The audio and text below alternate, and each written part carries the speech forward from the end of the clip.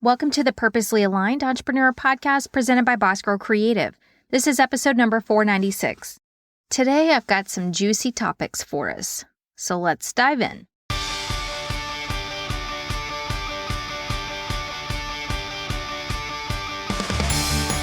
Hey, I'm Taylor Bradford, host of the Purposely Aligned Entrepreneur Podcast presented by Boss Girl Creative. I help small business owners turn their purpose into a paycheck, and it starts with visibility. In the online world, visibility equates to sales.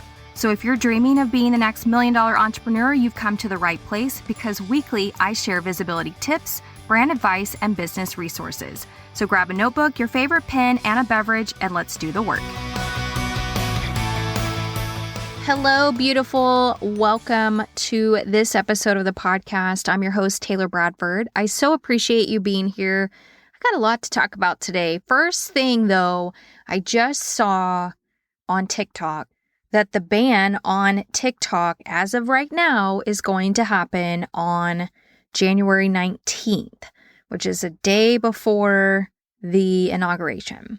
Now, TikTok will be filing an emergency something or other to run this up the flagpole to the Supreme Court.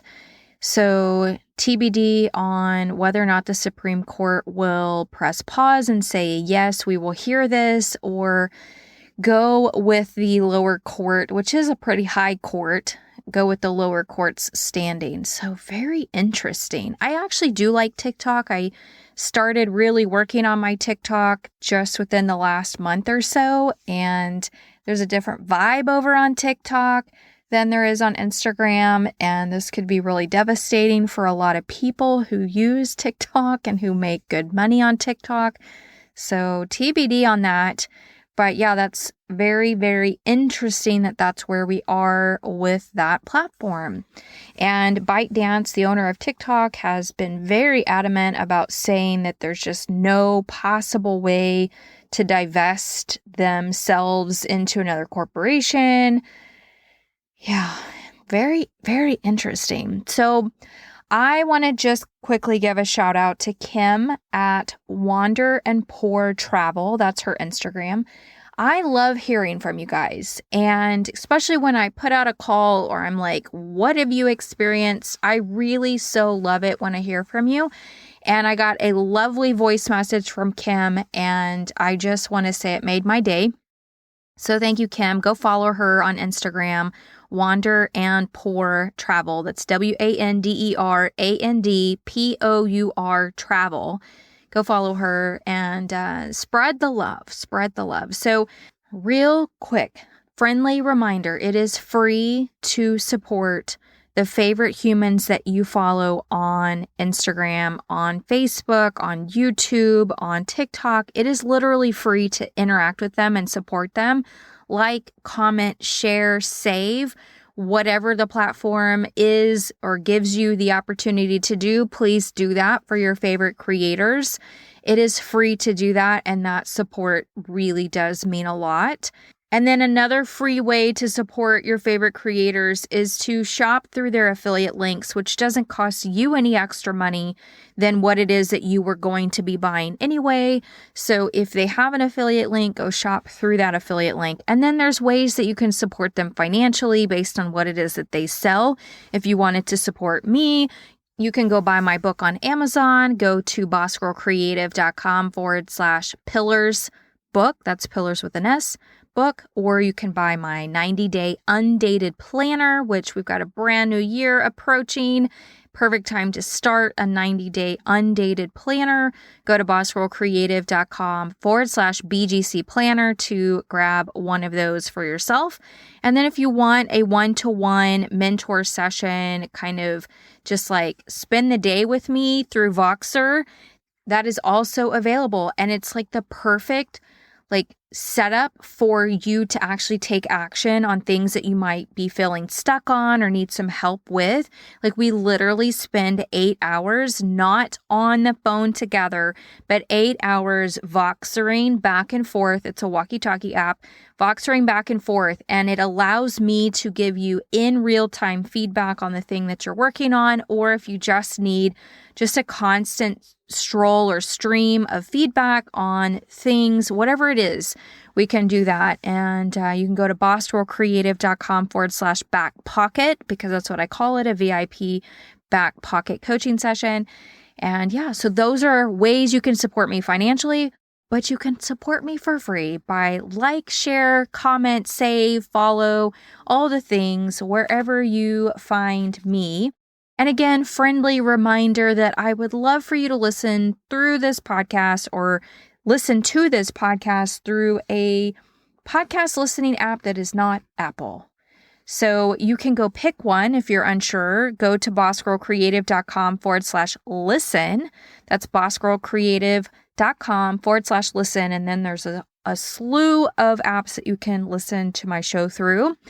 And then it will save your preference by just constantly going back to that link, bossgirlcreative.com/listen. And then if you want to send me a voice message or an audio message, you can either do that through Instagram or you can do it through my SpeakPipe.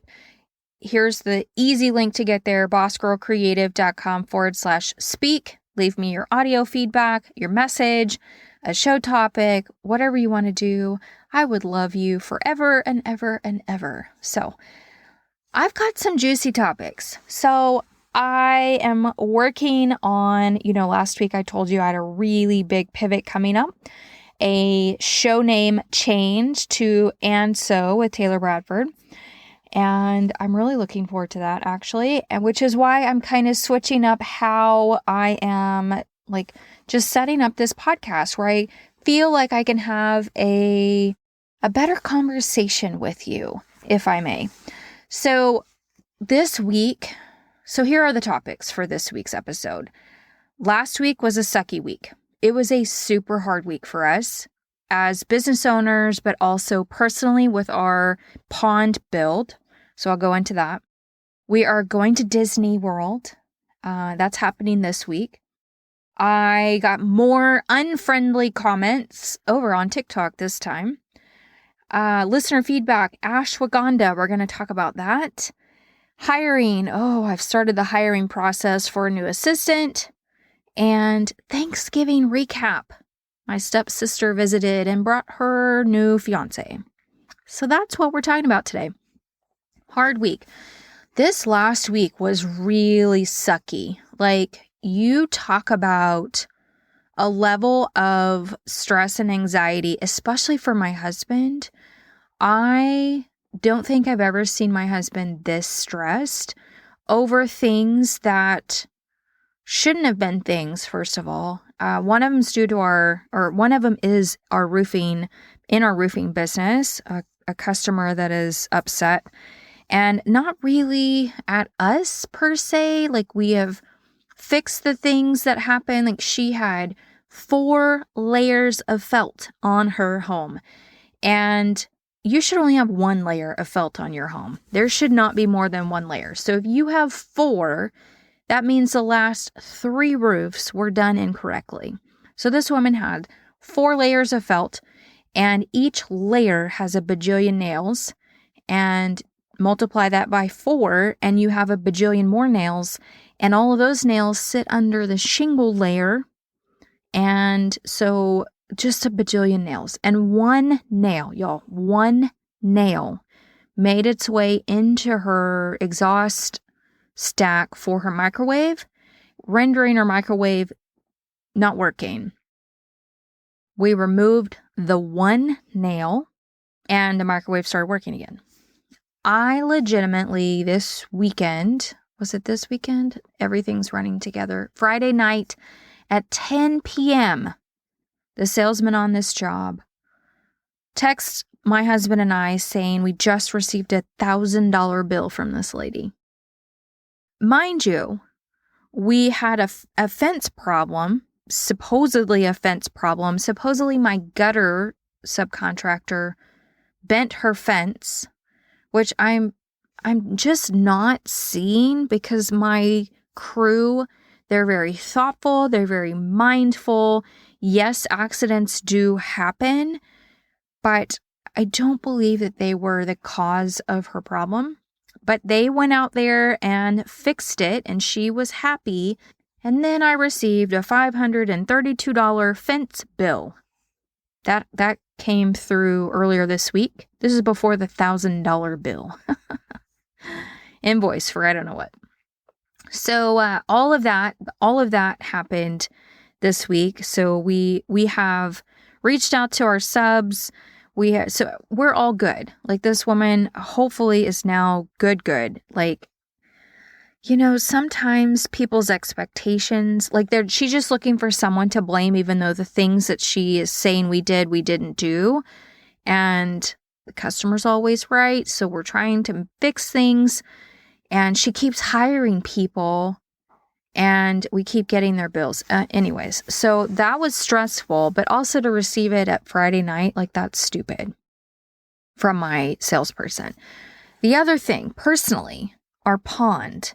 So we are building a 3/4 of an acre pond. So just shy of an acre.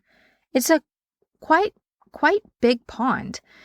And the area that we put the pond is an area where there was a dry creek, a massive dry creek. Like, there were spots in this dry creek that were probably a good 15 to 18 feet down. We have very sandy soil. It is really good soil, but it erodes really quickly. And this dry creek has been there for years and years, probably decades and decades, for it to have such like formations from water. So we're just utilizing the natural dry creek. We expanded it out. We got rid of trash trees. We got rid of dead trees. Like, it's going to look really good. Now, we did take out some trees that I was heartbroken to find out we had to take out. And now where we are in the pond build process, those trees didn't have to come out, which makes me really mad because now I have to pay to buy more trees to replant them. And so that's so frustrating. But the guy that we hired was the guy that did our land clearing for our grass landing strip. And he did a really good job. We didn't have any problems. And now we're having all kinds of problems. And part of it is that he is a terrible businessman. He doesn't run his business well. He is strapped for cash all the time. He is like leaned out to the hilt, debt to the eyeballs, like all those things. And his team just constantly talks bad about him behind his back, about them looking for new work because they're not even making a livable wage. And, you just kind of sit there and just, nod and listen. You don't, provide your 2 cents. But the pond. So we have an agreement that it is going to be a 32,000 square foot pond. It's going to have 900 linear feet of shoreline. And we don't have that. And it comes down to him not wanting to move dirt. We've had a dirt problem this whole time. Like, a lot of dirt was going to be coming out to make the pond. And now he is trying to weasel his way out. And it got to be a shouting match. Thankfully not with me. And it really stressed my husband out to a level of heart palpitations. And I told my husband, because we keep having problems with some of our sales team, and I am the straight and narrow. I am here it is. It is black and white. There is no gray. You either take it or you leave it. Like, that is such my personality. And does that work all the time? No, it doesn't. I definitely find myself in situations where I'm like, I should have been a little bit more fluffy with that.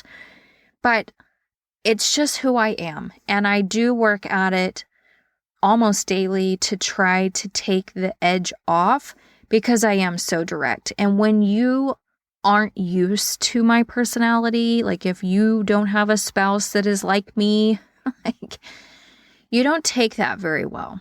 But also, I don't like being talked about behind my back either. So there's that.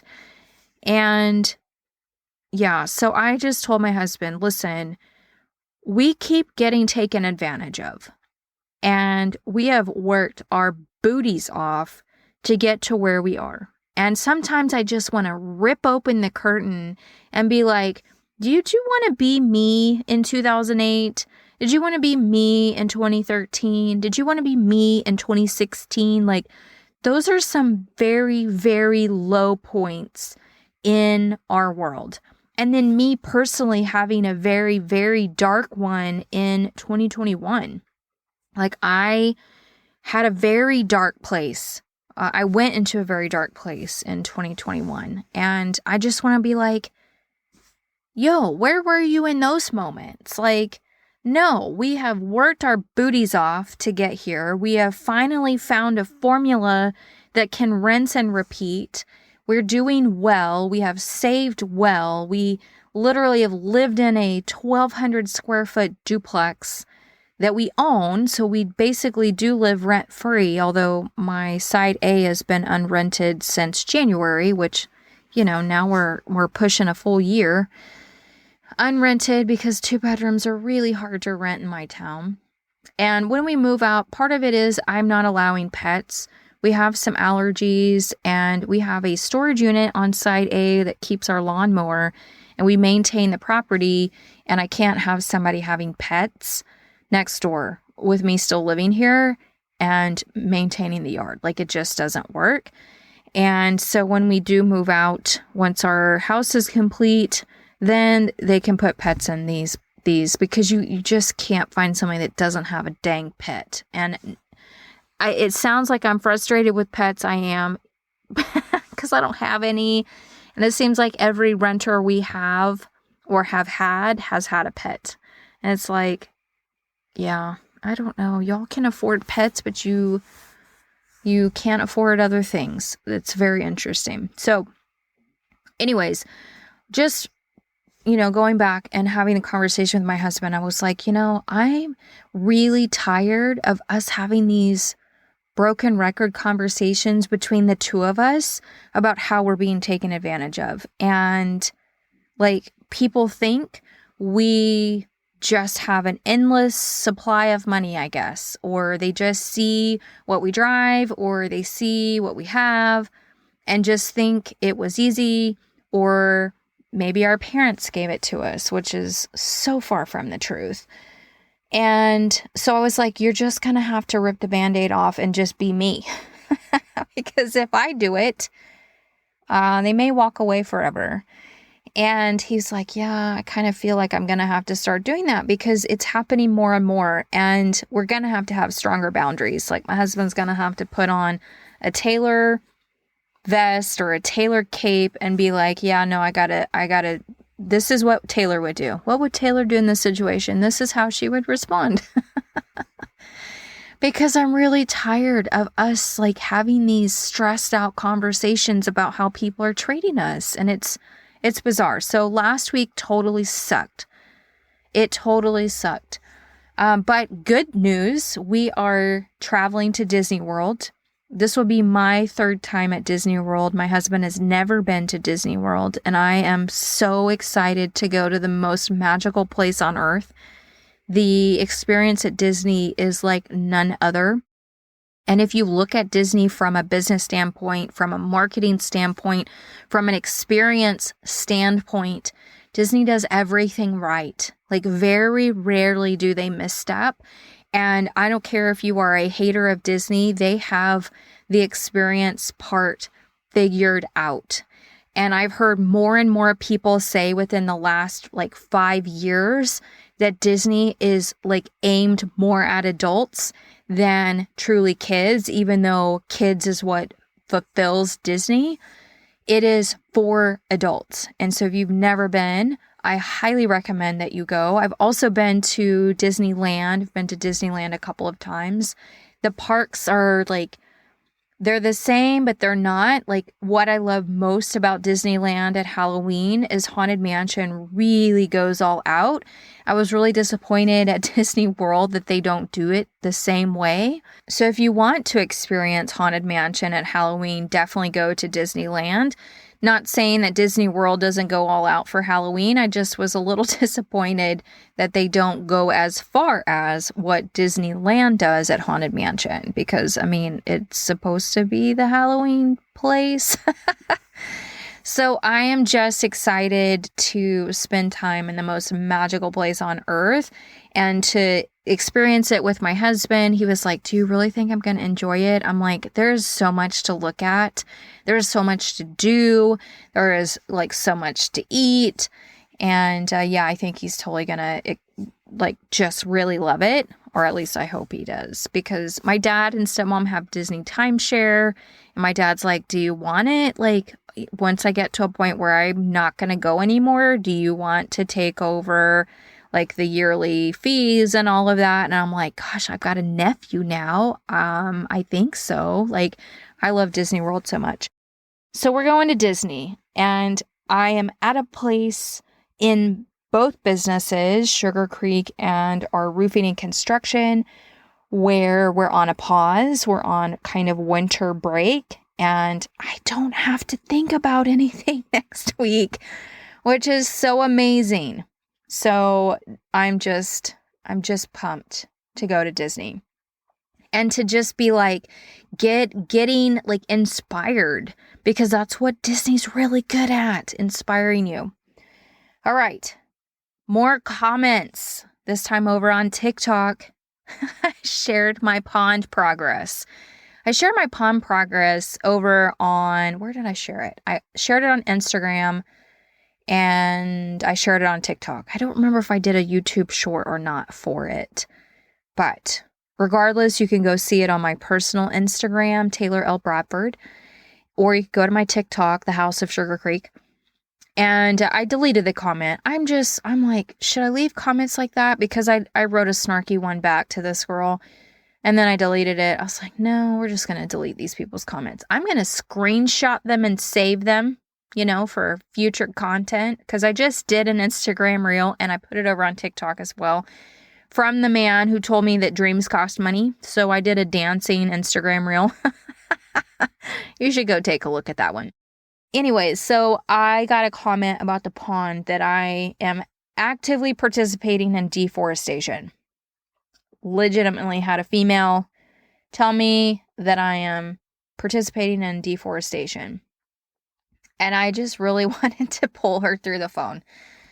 Because if you knew how badly I have worked so incredibly hard at saving every single tree worth saving, first of all, on my property, you would never accuse me of deforestation. If you knew what my plans are for the pond, you will know that more trees are coming into the picture. Like, where do people find the time to leave comments like this without any kind of backstory or knowing the full picture? Because that is what is wrong with our world. People make these god-awful assumptions that you're a horrible human and you're doing things wrong. There is a major difference between being a horrible human for real and then taking something out of context. We are sharing a minutia amount of ourselves on these social platforms, and these comments, man, I am showing you what I want to show you. I am showing you what I want to show you. And the assumptions. Where's the golden rule? Did we forget it? Where's the golden rule? So I deleted my snarky comment and deleted her comment because there's no reason to battle on the internet. What is that going to do for anybody? I saw another girl that I follow on Instagram. Somebody was like, it's called a mock turtleneck, you supposed, in quotes, influencer. And I'm like, now this Instagram girl was snarky back and was like, oh, did you need a link to my turtleneck? Oh, thanks for the follow. But I'm like, why? Why? Golden rule, people, golden rule. So, got some great feedback about nighttime anxiety. If you listen to last week's episode, I'm going to try this. It's ashwagandha, and I think I can actually grow it in my garden. I saw somebody in Southern California is actively growing it. So I'm like, oh my gosh, I could totally grow it myself, but you can go buy the supplement. So I got a recommendation about ashwagandha in helping reducing nighttime anxiety. And so I know that ashwagandha also helps with sleep. It helps with inflammation. It helps with a lot of different things. It helps like regulate, I think, your hormones as well. Don't quote me on that, but I have a friend that like lives and breathes ashwagandha and she swears by it. So 2 votes for ashwagandha. And now I'm going to put it on my list of things to check out and put into my day-to-day routine for multivitamin, like the minerals that I'm taking. I have been like being really good at taking magnesium, and I have already seen a difference. And I've also started I have a diffuser that also acts as a pretty decent humidifier.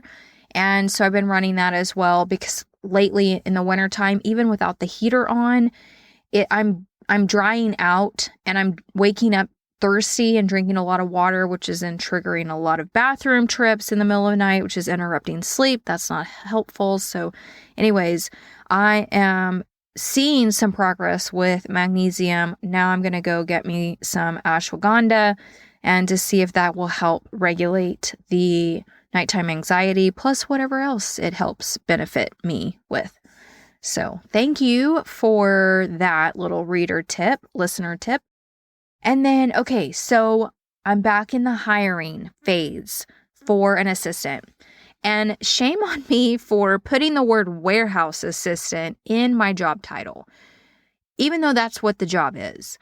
I have so many dudes applying, and there's nothing wrong with a dude applying except for you will be my personal assistant. And I am not stereotypical kind of like I'm sorry.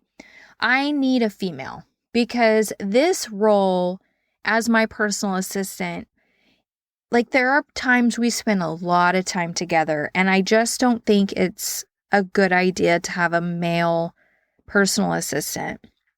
So plus they're applying because it says the word warehouse. They don't actually understand the job.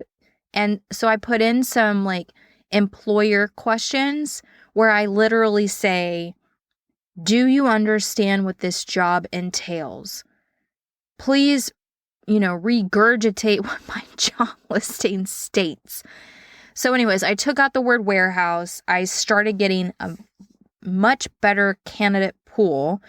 And so I'm hoping when I get back from Disney to start doing some interviews, and I'm just going to be super picky because the more times that I spend with my bookkeeper, who is extra hands for me for Sugar Creek when I need them, and then when I'm like down an assistant, she has like said, girl, I wish I would have said something to you, 7 weeks ago. This girl lasted 8 weeks, by the way.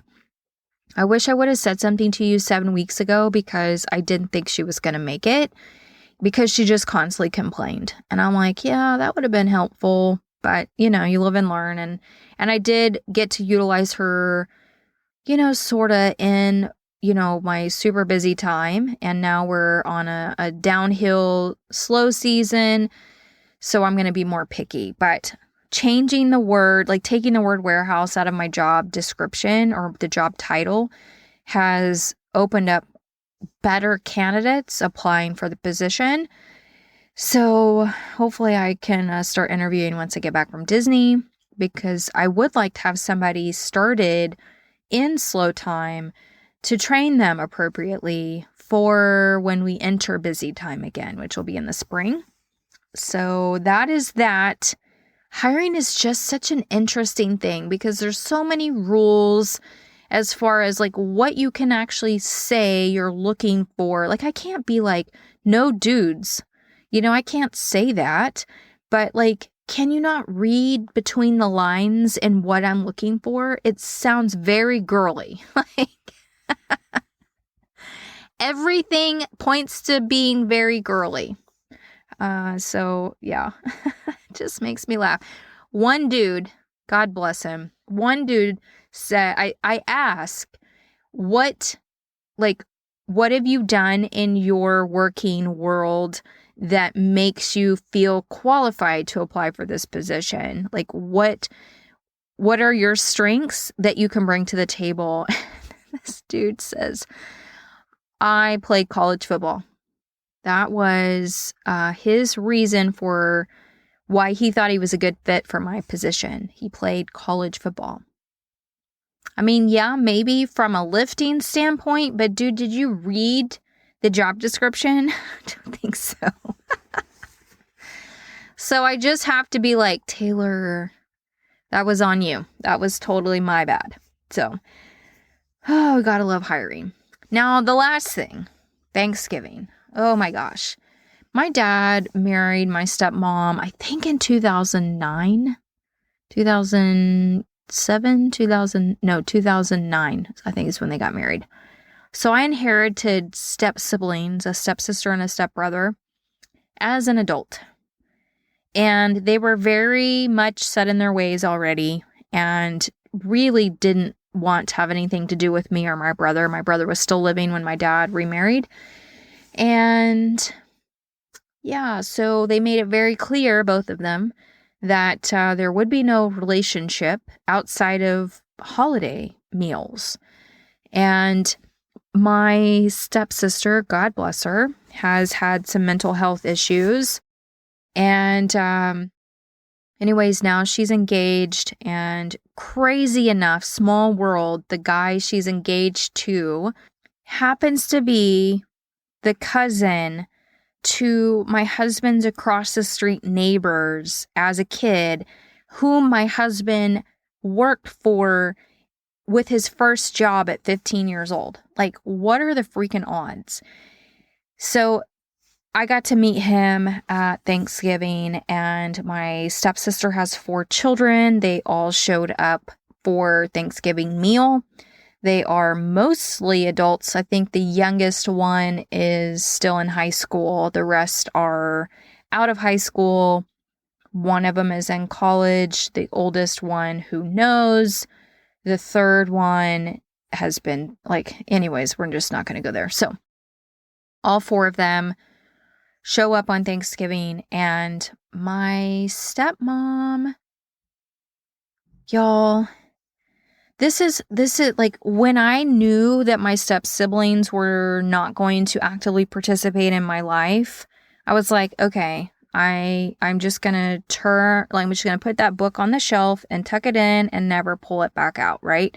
And so I made it clear to my dad, listen, I don't really want to hear updates about their lives because they don't have an interest in mine. So I really could care less about theirs.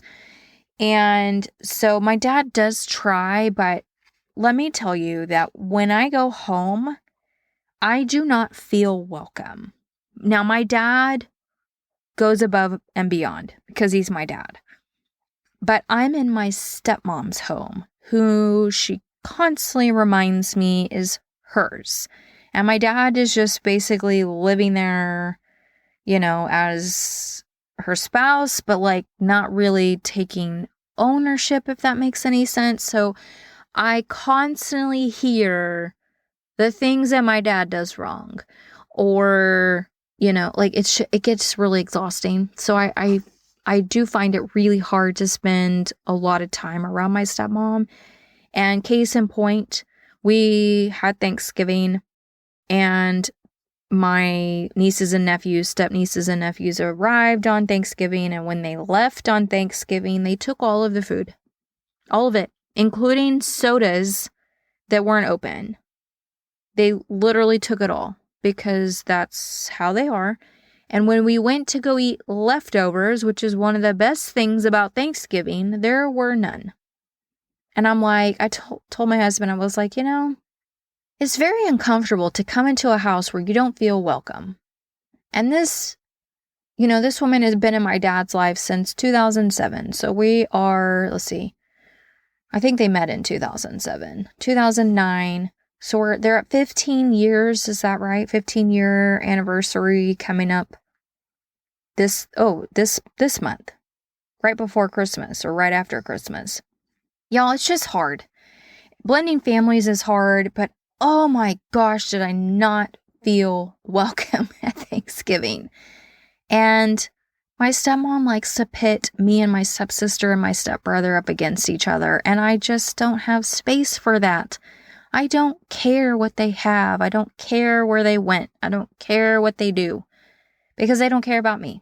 So, man, you gotta love families, right? I know we all have them, but it just makes me get into this funk, and it makes me feel like I just need a reset, a life reset, a business reset. Like it just puts me in a place, and I'm like, okay, how do we, if we find ourselves in a reset or needing a reset, I want you to save this just for this part. Because I feel like there are moments where we are tasked with so much and we're like, oh my gosh, this is too much. And then we just shut down. We stop moving forward for whatever reason. And so I'm going to give you some tips on how to perform a reset for yourself. And you can use this in your life and you can use this in your business. You take what you want from it and leave the rest. But here are 2 things I want you to remember when you feel like you're needing a reset. Change your average. What do I mean by that?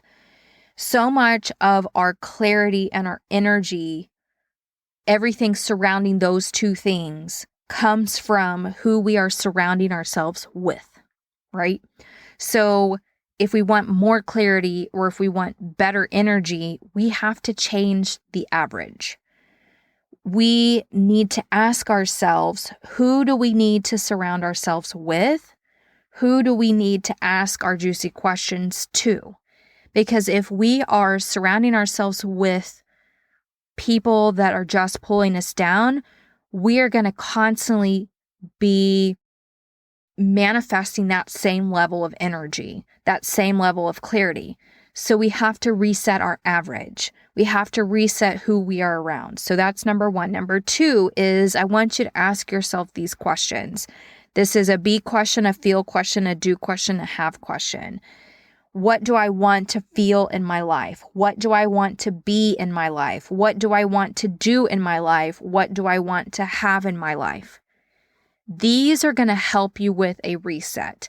And I feel like this is the perfect time of year for us to be starting to pivot with a reset because we've got November. Oh my gosh, we've got January 1 coming soon, like less than 20 something days, 23-ish days, 22-ish days. Anyways, we have a reset coming. 2025 is knocking on our door.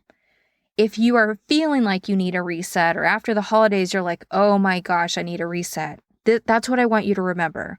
Change your average and ask yourself, what do I want to feel? What do I want to do? What do I want to be? And what do I want to have?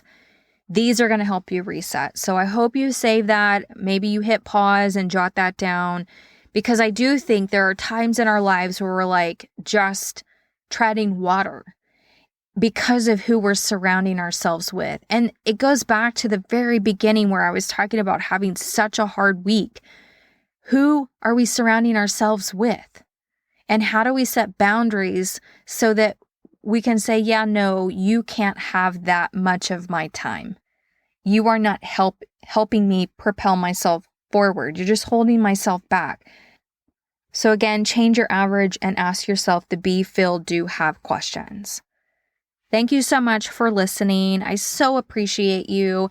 And until next week, I hope you have a great rest of this week. And I can't wait to tell you all about Disney. Hey, real quick before I go, I wanted to pop back in and say again, thank you so much for listening to this latest episode of the Purposely Aligned Entrepreneur Podcast.